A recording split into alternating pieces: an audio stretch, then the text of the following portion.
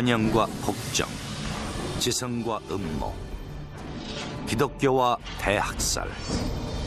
비잔틴 제국에는 빛과 어둠이 함께 존재했습니다. They called themselves Romanos, those who continued the traditions of the Roman Empire.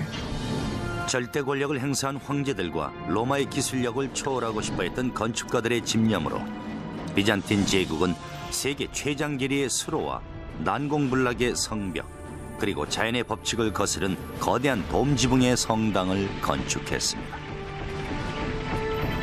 A church of unprecedented proportions grew up magically. 하지만 그들은 로마의 잔인함까지 계승했습니다. He blinded 14,000 men, leaving every 100th man with one eye. 암흑시대에 유일하게 빛을 발하던 눈부신 문명 비잔틴 제국. 하지만 천년의 지배 끝에 그들이 이룩한 고대 세계 최고의 기술력은 새로운 전쟁의 질서 앞에 무릎을 꿇고 모합니다. 안녕하세요, 피터 웰러입니다. 비잔티움은 기원전 600년경 왕 비잔티스 이름을 번떠 세워진 그리스의 식민지입니다. 그들은 아시아와 유럽 그리고 흑해와 지중해까지 연결되는 이 좁은 해협에 정착했습니다. 이 해협의 이름은 보스포루스로 소의 여울이라는 뜻이죠. 오늘날 비잔틴은 복잡하거나 곤모스스 혹은 구식을 의미하죠. 하지만 1100년 동안 비잔틴 제국은 서구의 유서 깊은 법과 문학의 수호자였을 뿐 아니라 기독교의 확산에 기여하고 그들의 뛰어난 예술과 건축, 세공 기술은 르네상스에서 21세기 현대에까지 많은 영향을 미치고 있습니다. 이 모든 것을 가능하게 했던 사람이 바로 콘스탄티누스 대제입니다. 역사 속에는 실제와 다른 과분한 평가를 받는 인물이 많지만은 콘스탄티누스야말로 대제라는 칭호가 어울리는 황제입니다. 324년 11월 8일 20년간의 복잡한 내전 끝에 콘스탄티누스는 서로마 제국에 이어 로마 전체를 다스리는 단독 황제가 됩니다. 천부적인 전략가인 그는 한계를 모르는 눈부신 비전을 소유한 지도자였죠. He became emperor really through his own wiles. He is ruthless in the way he assumes power. Constantine the Great was one of those rulers that changed the world. He inherited a Roman Empire which had been divided into two parts. 콘스탄티누스는 동과 서로 갈라져 있던 거대한 로마 제국을 다시 통일합니다. He was a very astute politician, and he was faced with the problem of both administering and of managing this enormous realm.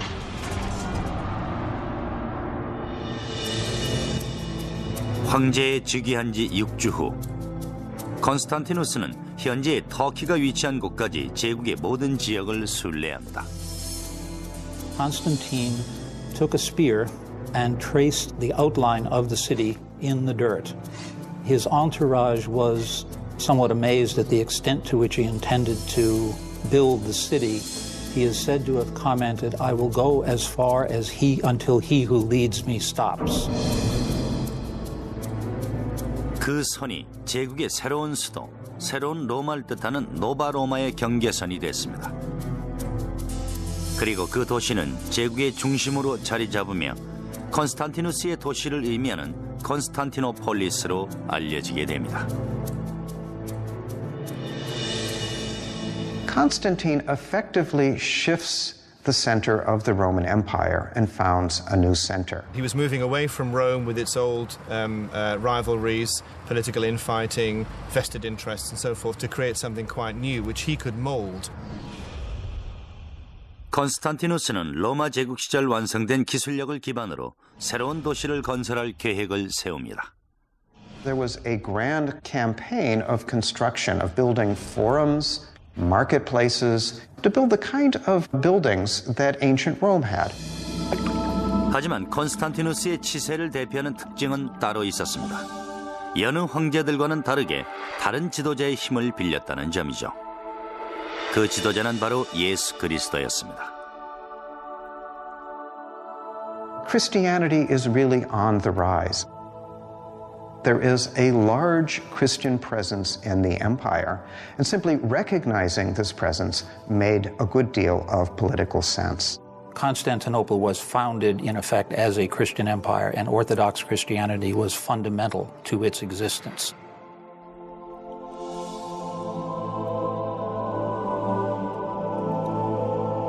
컨스탄티누스는 독실한 기독교인으로 존경받았지만은 그가 황제이자 독재자라는 점을 간과해서는 안 되죠.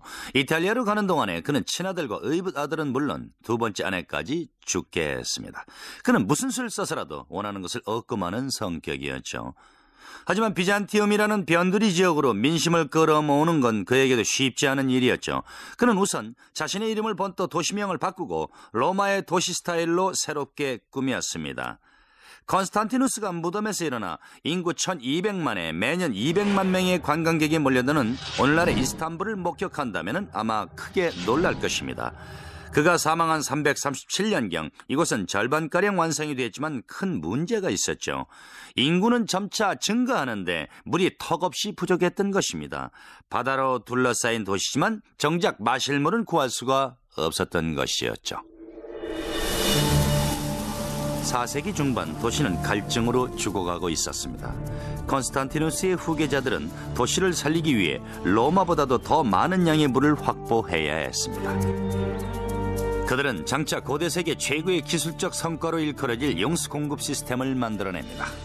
There were no local water resources within the city walls of Constantinople, and hence water had to be brought from a much greater distance than anywhere else in the classical world and in the Mediterranean. 그 임무를 맡은 황제는 364년에서 378년까지 로마를 통치한 발렌스였습니다. 그는 세계에서 가장 긴 수로를 건설하겠다는 과감한 계획을 세웁니다. 완성된 수로의 길이는 640km로 일찍이 로마 제국에 건설된 모든 수로를 합친 것과 맞먹는 길이었습니다. 수로는 컨스탄티노플에서 240여 킬로미터 떨어진 트라키아의 구석진 후베지로부터 시작됐습니다. 비잔틴의 기술자들은 우선 물이 지속적으로 흐를 수 있도록 완만한 경사를 유지할 방법을 찾아내야 했습니다. There are tunnels underground, there are channels that go along the surface, and there are, where necessary, these great aqueduct bridges. 4세기에서 6세기까지 비잔틴 제국에는 60개의 수로교가 건설됐습니다. 그 중에는 높이 27m에 달하는 것도 있었죠. 오늘날에는 크루순누게름의 수로교로 알려져 있습니다. 건축가들은 먼저 지지대가 될 거대한 교각을 세웁니다. 교각이 완성되면 석공들은 대형 아치를 만들어 올렸죠. 아치 꼭대기에 쐐기도를 얹을 때까지 목재 거푸집으로 각 아치의 석재들을 고정했습니다. 아치가 완성되면 그 위층에 교각을 올리고 같은 과정이 반복됐죠. 비잔틴의 석공들은 로마인들과 마찬가지로 다리에 종교적인 문양을 새겼지만 로마의 다신교 상징이 아닌 기독교와 관련된 것들이었습니다. 그곳에서 130km 정도 떨어진 곳에 더 큰 규모의 수로교가 있습니다. 이곳을 통해 컨스탄티노플, 즉 현재 터키의 대도시 이스탄불로 물이 흘러들어갔겠죠. 발렌스 황제 시절 거대 도시 컨스탄티노플에 지어졌던 거대한 수로교 위에 올라와 있습니다. 황제의 위상이 느껴지지 않으십니까? 전체 수로의 길이는 240km 정도지만은 컨스탄티노플의 두 언덕 사이의 거리가 풋볼 경기장의 11배나 됐습니다. 수로를 연결하려면 다리를 놓을 수밖에는 없었겠죠. 하지만 그들은 용수 공급 목적으로만 다리를 건설한 게 아니죠. 외부의 눈을 의식해 거대한 건축물로 제국의 위험을 떨치려고 한 것입니다. 컨스탄티노플로 물을 끌어들였지만 여기서 끝이 난 것은 아닙니다. 도시에는 끓어온 물을 저장할 만한 공간이 없었던 것이죠. 비잔틴의 기술자들은 고대 건축 사상 가장 치밀한 설계로 지하에 용수 저장 시스템을 구축해 문제를 해결했습니다. 오랜 기간에 걸쳐 150개 이상의 지하 수조가 만들어졌습니다. 그중 가장 큰 것이 바로 바실리카 수조입니다. 336개의 기둥이 7.6m의 천장을 바치고 있고 길이 140m, 폭 70m의 바실리카 수조는 올림픽 사이즈의 수영장 27개를 채울 수 있는 양의 물을 저장할 수 있습니다. 지하의 저장 탱크는 도시의 언덕 사이에 건설됐습니다. 그들은 지하 공간을 획기적으로 이용했을 뿐만 아니라 지표면을 평평히 해 건물을 지을 수 있는 부지를 마련했습니다. The cisterns enabled the city to be provided continuously by water, even in the summer when it wouldn't rain that much and there'd be merely a trickle coming down from the aqueduct. 지하 수조로 용수 문제가 해결되자 컨스탄티노플의 인구는 고대 도시로는 보기 드문 규모로 급증했습니다. By the end of the 5th century, the population of Constantinople was approaching the 500,000 mark. No other city in Western Europe came even close. It was a city that was legendary, even for people who had never set foot in it. 하지만 멀리 몽골 대초원으로부터 장차 유럽을 휩쓸 광풍이 몰려오고 있었습니다. 아틸라라는 이름의 지도자가 이끄는 대군이 곧 콘스탄티노플의 입구까지 당도하게 됩니다. 도시를 구하기 위해선 이제껏 볼 수 없었던 혁명적인 방어 시스템을 구축해야 했습니다.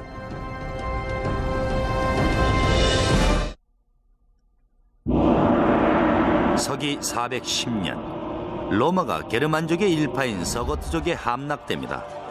로마 시민들은 야만족의 파괴와 학살을 피해 안전한 콘스탄티노플로 달아났지만 이것도 역시 포악한 유목민족의 위협을 받고 있었습니다. 그들이 바로 훈족이죠.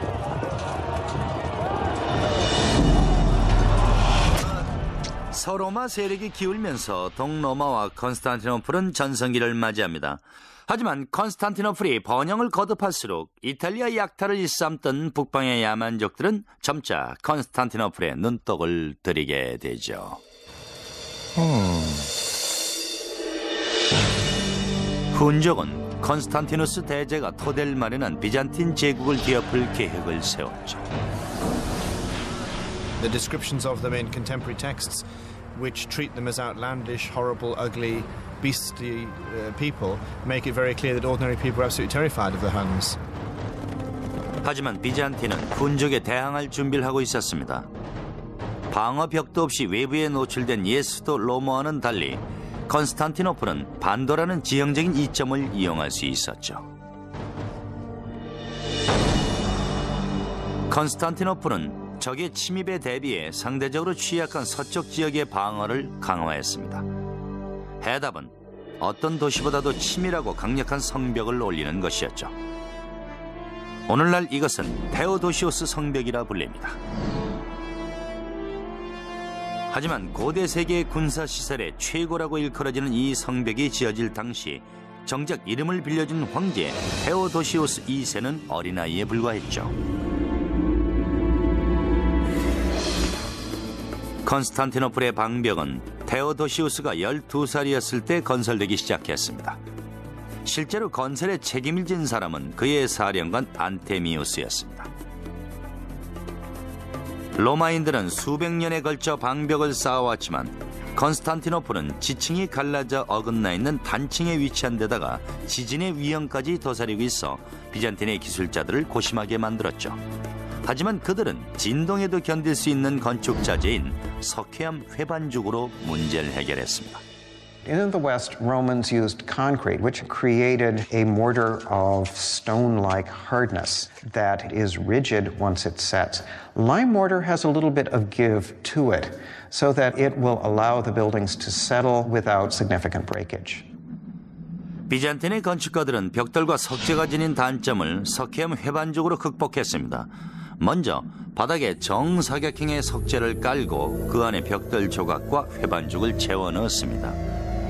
석재와 자갈 회반죽을 한데 연결하기 위해 벽의 양 측면에 5층의 벽돌을 쌓았습니다.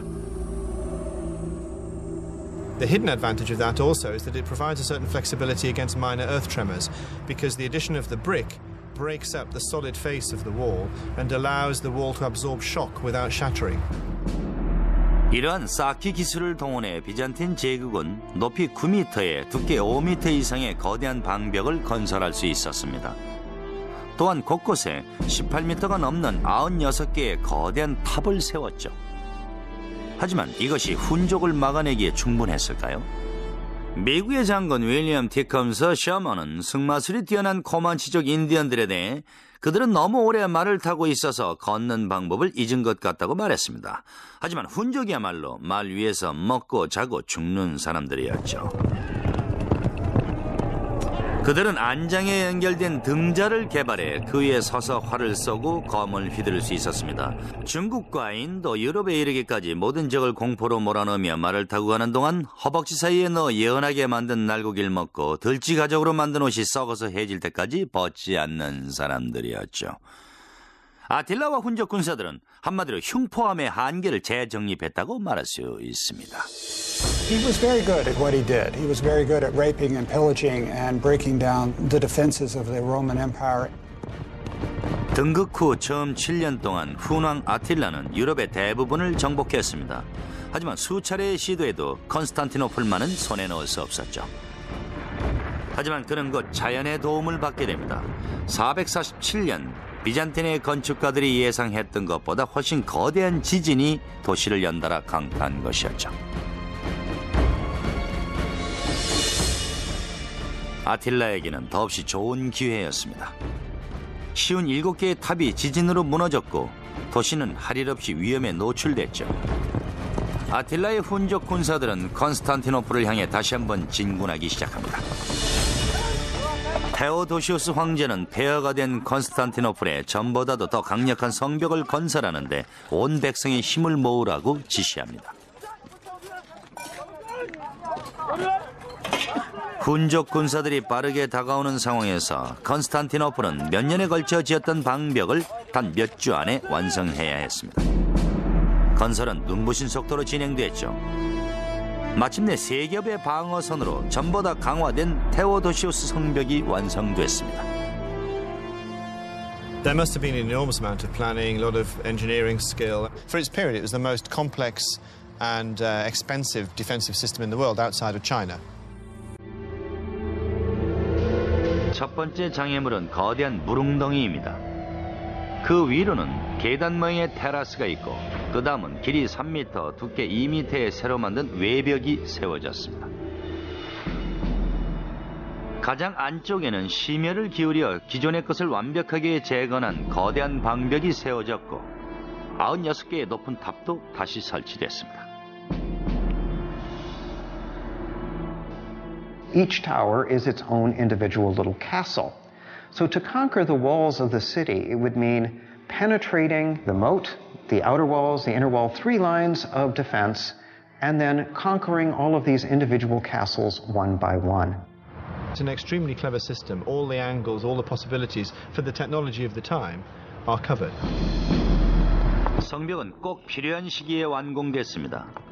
아틸라의 정찰병들은 언덕 위에 올라 도시를 굳건히 지키고 있는 성벽을 목격했습니다. 아틸라는 더 이상 비잔틴의 수도를 넘볼 수가 없었죠. The city was secure because of its walls. There are any number of times in the history of the Byzantine Empire where attackers get as far as the walls of the city, but they can go no further. 컨스탄티노플의 성벽은 훈족과 아랍, 러시아와 투르크족으로부터 1000년 동안이나 제국을 지켜냈습니다. The survival of Constantinople for as long as it did survive was very much due to the fact that it was a walled city which was almost impregnable. 육지의 방어책을 완성한 비잔틴 기술자들은 이제 해상으로부터의 위협에 대비할 방책을 강구했습니다. 그들의 해결책은 역사상 가장 획기적이며 가장 효과적인 거대한 사슬을 연결하는 것이었습니다. 비잔틴의 제철공들은 풋볼 경기장 길이의 5배가 넘는 기다란 쇠사슬을 만들었습니다. 60cm의 고리가 750개 정도 연결된 사슬이었죠. 아래에 통나무를 받쳐 사슬이 물에 뜨도록 했습니다. 비잔틴의 해군은 유사시 이 쇠사슬을 골든혼 해협에 풀어 항구를 봉쇄했습니다.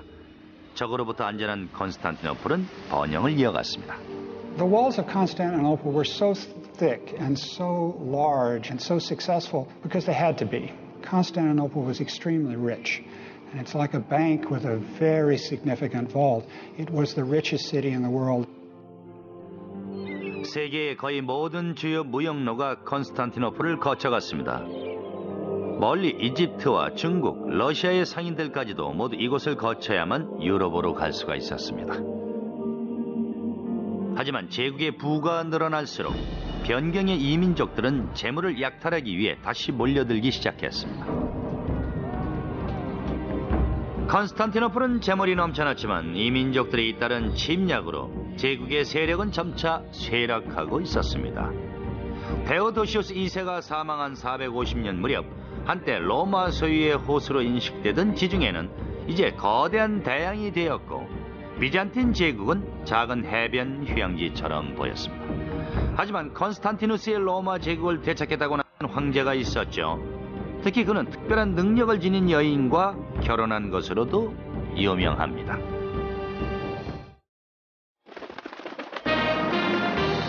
당신이 찾는 행복의 파랑새는 뉴욕 생명 안에 있습니다.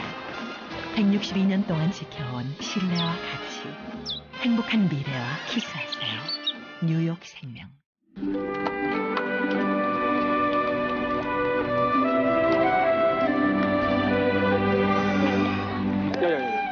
나왔다. 저기. 나온다. 저기 위에 있잖아. 야, 나. 야, 이거 엄마가 봐야 되는데. 찍어. 야, 이제 우리 진짜 시작이다. 우리 영화인이야. 내 꿈은 지치지 않는다. 바카스. 사라진 문명.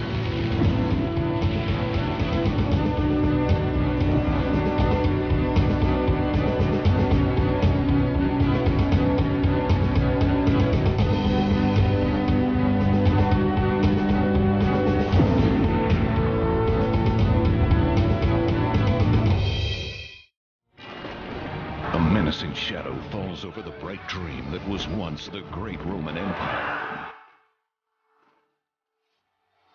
Their legacy around the world, for they are the Saxons, the warrior kings.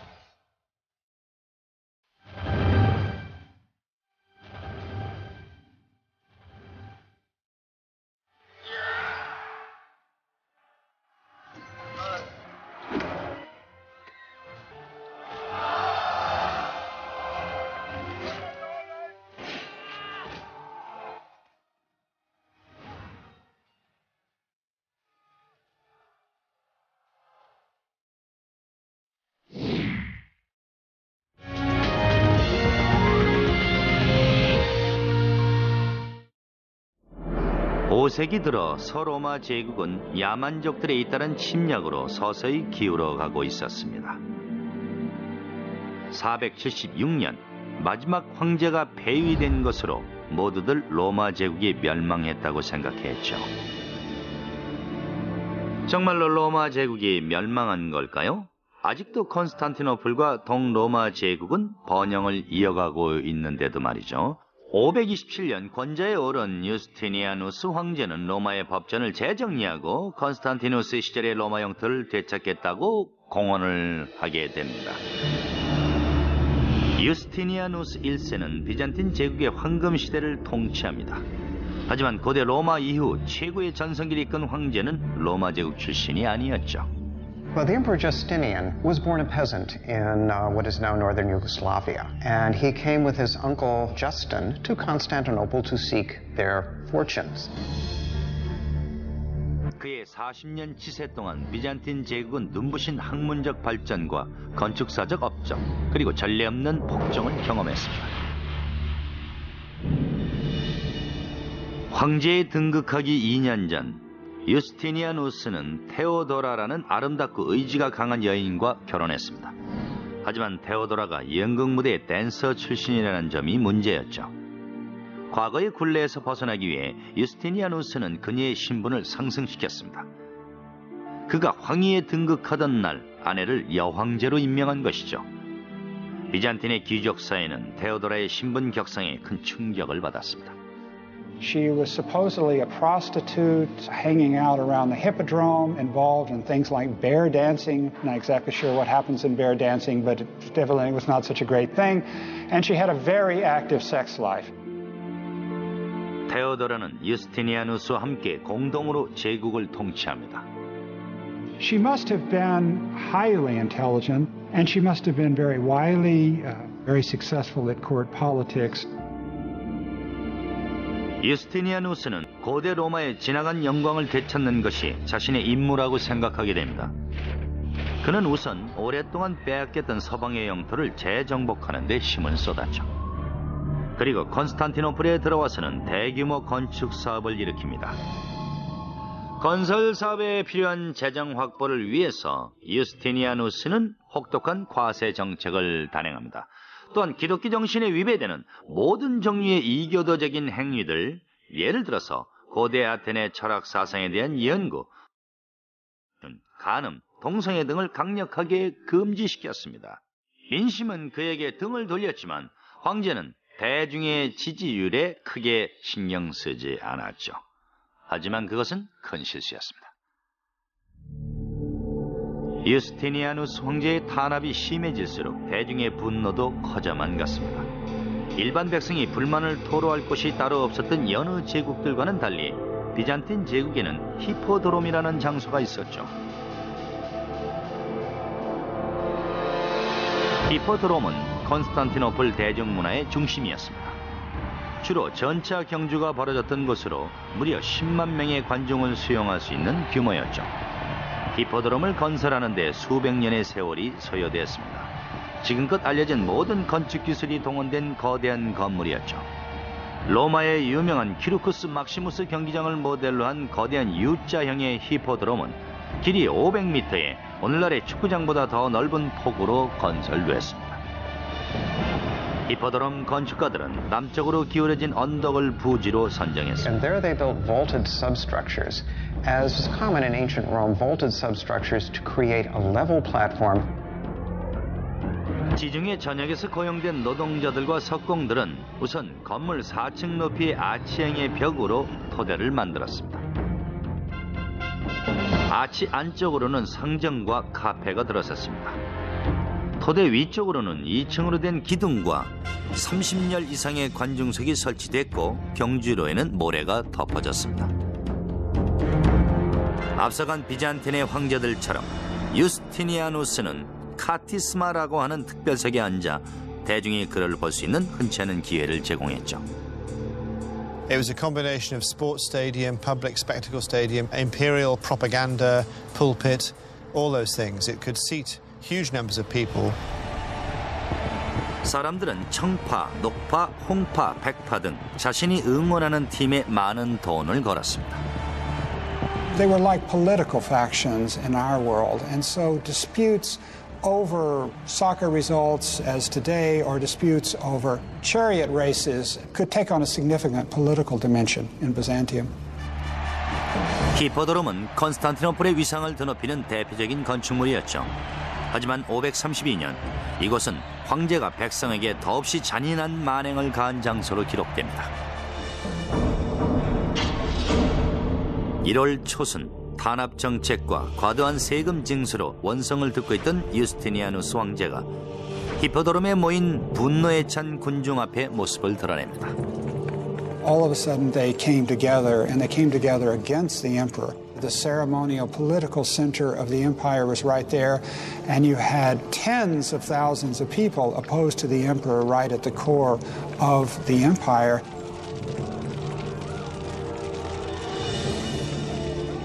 청파와 녹파는 불량배와 정치인, 귀족 등이 모두 포함된 집단으로 제트파나 샤크파와는 차원이 다르죠. 수만 명에 달하는 청파와 녹파 당원들은 히포드롬에 모여 승리를 뜻하는 니카 니카를 외치며 황제의 폭정에 대항을 했습니다. 마치 공화당과 민주당 당원이 슈퍼볼 경기장에서 한꺼번에 소리치는 것과 같은 상황이었죠. 안타깝게도 그들은 곧 폭도로 돌변했고 일주일 만에 콘스탄티노플의 3분의 1이 잿더미로 변해버렸습니다.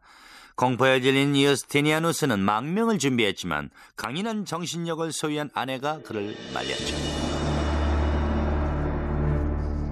He was all prepared to get on a ship and clear off to the Asian side of the Bosphorus, but the Empress Theodora, who started life as an actress stroke prostitute, said, I've got this far, I'm not giving up now, stay and fight. So he did. 테오도라의 설득에 용기를 얻은 유스티니아누스는 적절하면서도 충격적인 조치를 취합니다. 그는 부하들을 시켜 병력을 확보한 후 히포드롬으로 진군했습니다. The conclusion of the Nicaea riot is one of these events of biblical proportion. Justinian calls the rebels to meet in the Hippodrome, suggesting that he may compromise with them. But in fact, he gets them into the Hippodrome, closes the gates, and they are massacred by the imperial troops. 단 몇 분 만에 경기장에 모인 반란군이 모두 살해됐습니다. 컨스탄티노플 대중문화의 중심지는 3만여 명이 학살된 현장으로 변모했습니다. He was an approachable and gentle man who could with a quiet voice order the murder of thousands of people.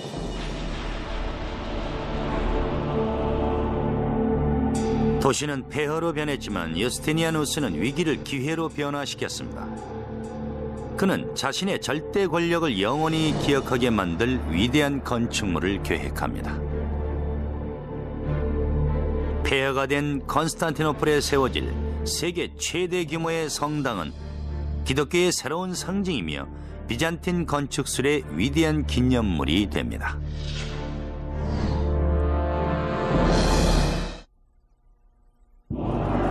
(532년) 유스티니아누스 황제는 리카 반란을 극적으로 진압했지만 비잔틴 제국의 수도는 폐허로 변했습니다. 권자를 빼앗길 뻔했던 황제는 신과 자신의 이름으로 수도를 재건해 권력을 공고히 하겠다고 다짐합니다. What Justinian did after his imperial army put down the riot was to immediately begin to refurbish the city and proclaim to the citizens that he was in control and that everything was right in the Roman Empire. Now we remember Justinian not because he was ruthless, but we remember the period of Justinian because he has left us such an incredible architectural legacy. 유스티니아누스는 우선 신성한 지혜의 교회라는 뜻의 하기야 소피아 성당을 재건했습니다. 오늘날엔 성 소피아 사원으로도 불리고 있죠. 황제는 2명의 비잔틴 건축가 이시도루스와 안테미우스에게 성당을 설계하도록 했습니다. 2명 모두 수학과 물리학 교수로 이론은 뛰어났지만 실제 건축 경험은 전무했죠. The architects of Hagia Sophia were not the standard architects of the day. They, for better or worse, were professors. We professors sometimes don't have the most sound practical knowledge. 하지만 선견지명이 있는 황제는 그들에게 단 2가지만을 원했습니다. 가능한 한 빨리 지을 것, 세상에서 가장 특별한 교회로 만들 것. 건설은 니카 반란이 일어난 지 단 6주 만에 시작됐습니다. It took years to put together building teams, to bring together all of the building materials that were needed for a great project in the empire. Justinian did it practically instantly. 이시도루스와 안테미우스가 설계한 성당은 외관과 규모 면에서 가히 혁명적이었습니다. 그들은 우선 지름 30m가 넘는 세계 최대의 돔 지붕을 계획했습니다.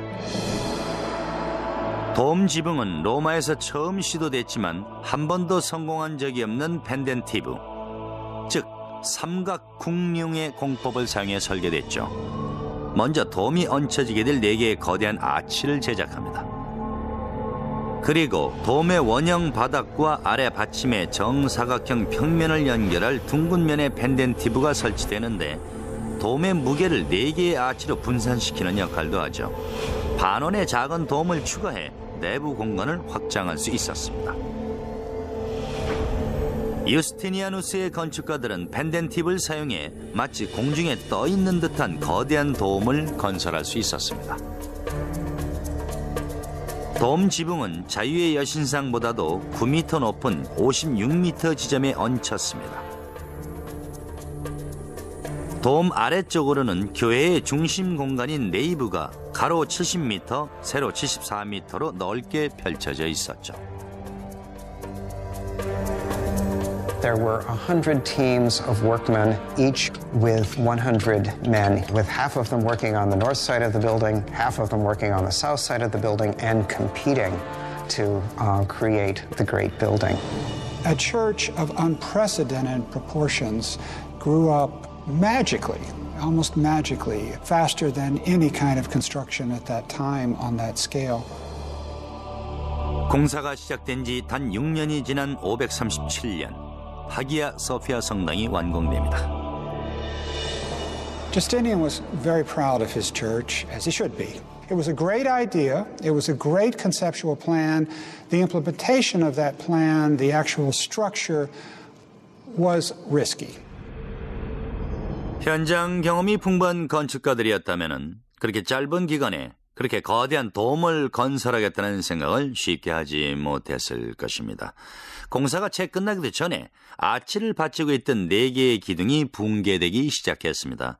20년 후 발생한 지진으로 마침내 돔이 무너져 처음 교회를 지었던 이시도로스의 조카 이시도로스 2세가 이전 돔의 단점을 보완해 재건축하겠다고 나섭니다. 새로운 돔은 전부 다 경사도가 높게 설계되었습니다. 경사가 가파르고 높이가 높을수록 하중이 아래로 쏠리기 때문이죠. 완만한 경사로 넓게 퍼져있는 돔은 하중이 옆으로 전달돼 결국 무너지고 맙니다. 이시도로스는 6.4m의 길이의 돔을 만들었고 그것이 지금까지 남아있는 돔 지붕이죠. 하기야 소피아는 특별한 설계 외에도 다른 특징이 있었죠. 성당의 기둥에까지 온통 황제와 황후의 모노그램으로 장식됐습니다. We are never allowed to forget that this is the great achievement of Justinian and Theodora.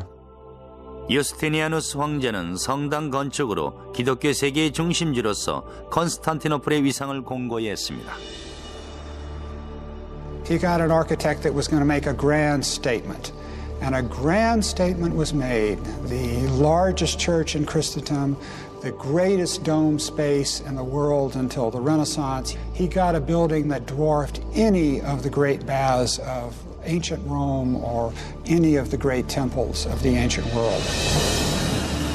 유스티니아누스 제위 말년, 비잔틴 제국의 영토는 시리아와 팔레스타인, 소아시아, 이탈리아, 그리스, 그리고 남쪽으로는 북아프리카와 이집트로까지 팽창했습니다. 하지만 영토 확장에는 비잔틴 백성의 고통이 따랐습니다. 유스티니아누스의 끊임없는 군사 동원과 콘스탄티노플 재건 사업으로 비잔틴 제국의 국고는 바닥이 나고 말았죠. The empire really never recovers from the megalomania of Justinian. It's perhaps fitting that the dome of Hagia Sophia collapses. It's as if Justinian, as he is overextending the political boundaries of the empire, he's also overextending the architecture as well. 유스티니아누스 사후 3세기 동안 비잔틴 제국은 점차 쇠락의 길을 걷게 됩니다. 하지만 콘스탄티노플만은 어떤 위기에도 흔들리지 않았죠. 10세기 들어 비잔틴 제국은 다시 한번 군사 강국으로 명성을 드높입니다. 그 중심에는 새롭게 개발된 가공할 무기와 철저한 군인 정신으로 무장한 황제가 있었습니다.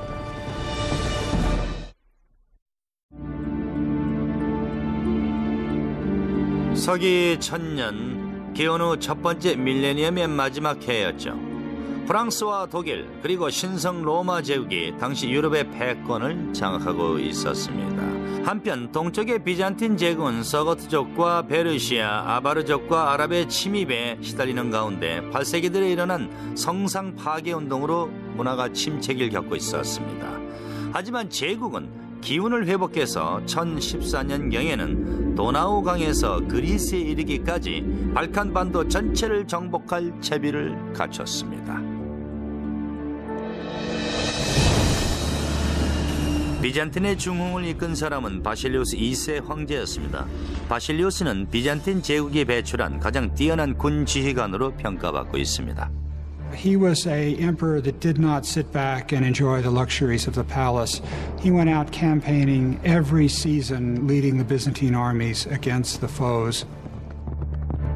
He was seen to be a soldier's emperor. But there's no doubt he ranks as a highly competent, very able, very intelligent, very versatile military leader, as well as a good ruler. 바실리우스의 최대 정적은 불가리아의 슬라브족 황제 사무엘로 그는 발칸반도의 패권을 노리고 있었죠.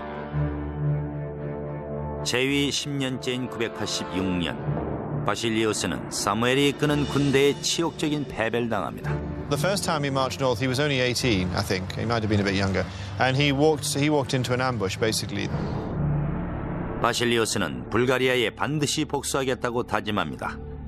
그것을 실행에 옮기는데 25년이 걸렸죠. 한편 그의 패배를 구실 삼아 많은 정적들이 그의 권좌를 위협합니다. 제국 내에 잇따른 반란을 진압한 후 바실리우스는 잃어버린 제국의 영토를 되찾기 위해 밖으로 눈을 돌립니다. 비잔틴의 영광을 재건하겠다는 결심으로 그는 트레부시에라는 새로운 형태의 공성용 투석기를 제작하도록 지시합니다. 트레부시에의 구조는 간단한 원리로 설계됐습니다. 나무로 된 지렛대에 밧줄을 달아 돌을 장전할 수 있도록 하고 목재 구조물의 앞면과 측면에는 동물 가죽을 덧대 적의 불화살에 대비했습니다. You'd have your axle and your pivoting sling because of the disparity between the short end on one side of the axle and the long end on the other. You'd maximize the velocity in the swing, so you could throw substantial weights considerable distances. 바실리우스는 일반적인 투석기를 원한 것이 아니죠. 그의 기술자들이 제작한 트레부시에는 180kg 이상의 돌덩이를 발사할 수 있었고 기계 조작에만 400명이 매달려야 했습니다. 아무도 세계 최강의 정예부대와 최대의 공성장비를 갖춘 비잔틴군을 막지 못했습니다. 전쟁터에서 오랜 세월을 지내는 동안 바실리우스는 군사들에게 엄격한 규율을 강조했습니다. He has a reputation of being harsh but fair, and of course, if the soldiers believe in their leader, they'll fight better and more effectively. 그는 군사들에게 대열을 이탈하지 말 것과 항상 전투에 대비할 것을 주지시켰습니다. 그들은 어떤 종류의 지형이라도 무서운 속도로 진군해 나갈 수 있었죠. 1001년 바실리우스는 마침내 불가리아의 치욕을 되갚고 영토 재건의 과업을 완성할 채비를 완료합니다. He then turns his attention back to Bulgaria and spends the next 15 years basically solidly campaigning year on year on year, gradually destroying the Bulgars' infrastructure, ravaging the countryside, destroying the economy. 황제 사무엘은 그제야 바실리우스의 분노를 실감합니다. 사무엘은 유일하게 바실리우스에게 승리를 거뒀지만 그 대가는 참혹했죠. 1014년 7월 29일 바실리우스는 기습을 단행해 불가리아군을 포위하고 15,000명을 생포합니다. 그의 복수는 잔인했죠. 그는 포로들의 눈을 멀게 하고 100번째 마다하는 한쪽 눈만 남겨 불가리아로 보냅니다. 장님이 되어 돌아온 군사들을 본 사무엘은 그대로 쓰러져서 이틀 후에 죽고 말죠. It's one thing to execute all of these people. It's another thing to send them back to the country where their countrymen in some ways have to take care of all these people. So they become a kind of permanent liability to the society. 마침내 바실리우스 황제는 발칸반도의 패권을 장악하고 불가르족의 학살자라는 별명을 얻게 됩니다.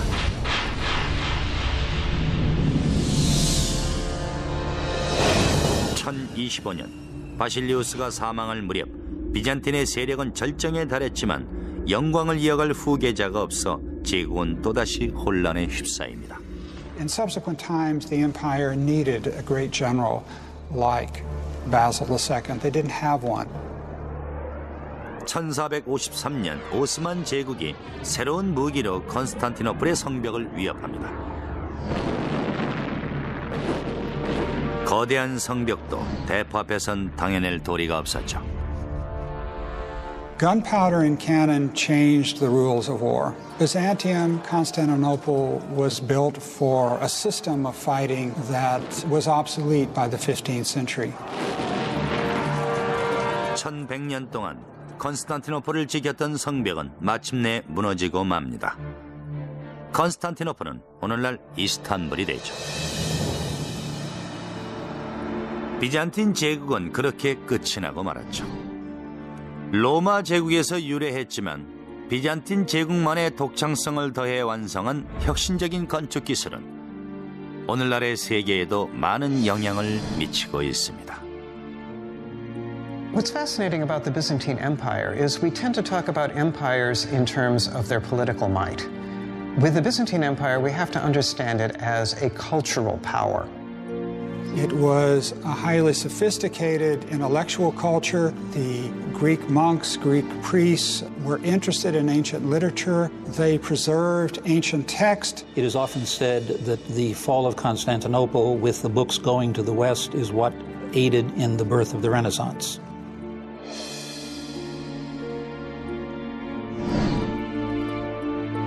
콘스탄티노플은 위대한 성당을 건설하고 기독교를 세계에 전파했으며 서양 법체계의 토대를 마련했습니다.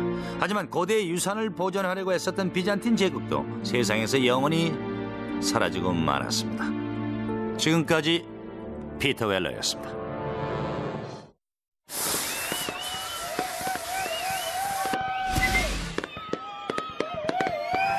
Founded in effect as a Christian empire, and Orthodox Christianity was fundamental to its existence.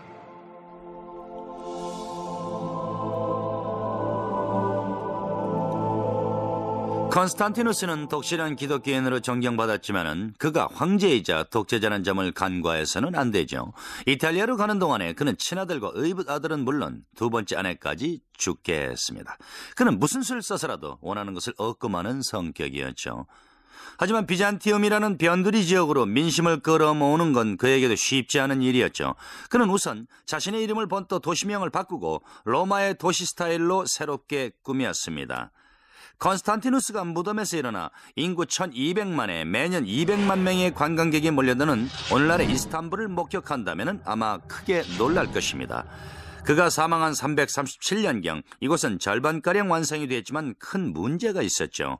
인구는 점차 증가하는데 물이 턱없이 부족했던 것입니다. 바다로 둘러싸인 도시지만 정작 마실 물은 구할 수가 없었던 것이었죠. 4세기 중반 도시는 갈증으로 죽어가고 있었습니다.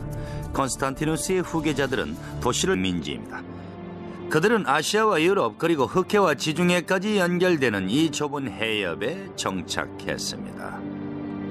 이 해협의 이름은 보스포루스로 소의 여울이라는 뜻이죠.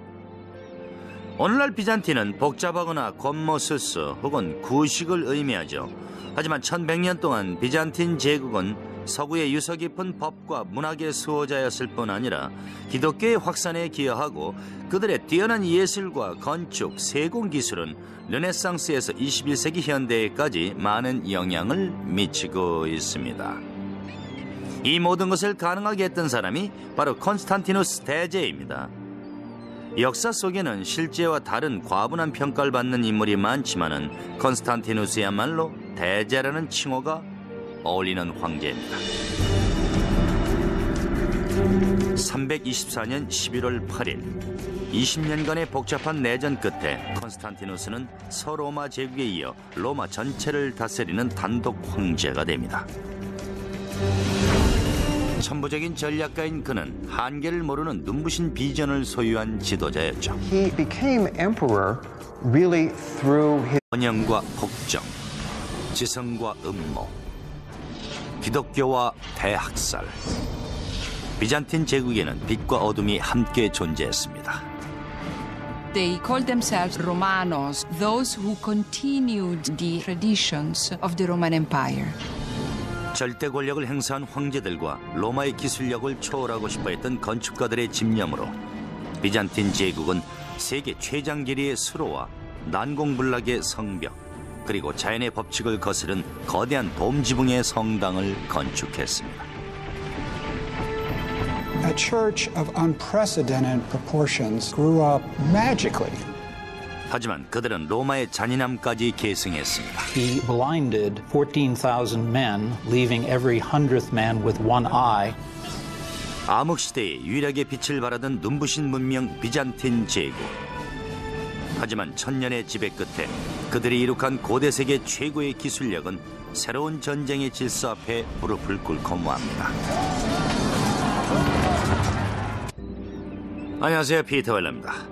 비잔티움은 기원전 600년경 왕 비잔티스 이름을 번떠 세워진 그리스의 His own wiles, he is ruthless in the way he assumes power. Constantine the Great was one of those rulers that changed the world. He inherited a Roman Empire which had been divided into two parts. 컨스탄티누스는 동과 서로 갈라져 있던 거대한 로마 제국을 다시 통일합니다. He was a very astute politician, and he was faced with the problem of both administering and of managing this enormous realm.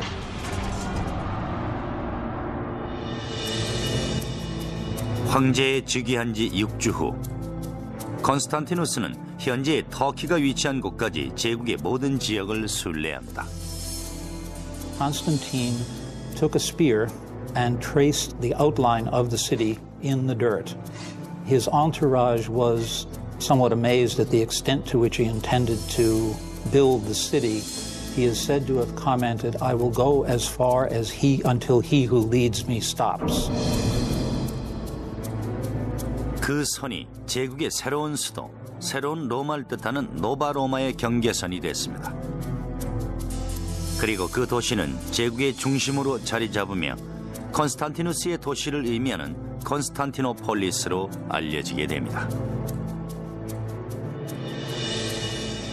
Constantine effectively shifts the center of the Roman Empire and founds a new center. He was moving away from Rome with its old rivalries, political infighting, vested interests and so forth to create something quite new which he could mold. 컨스탄티누스는 로마 제국 시절 완성된 기술력을 기반으로 새로운 도시를 건설할 계획을 세웁니다.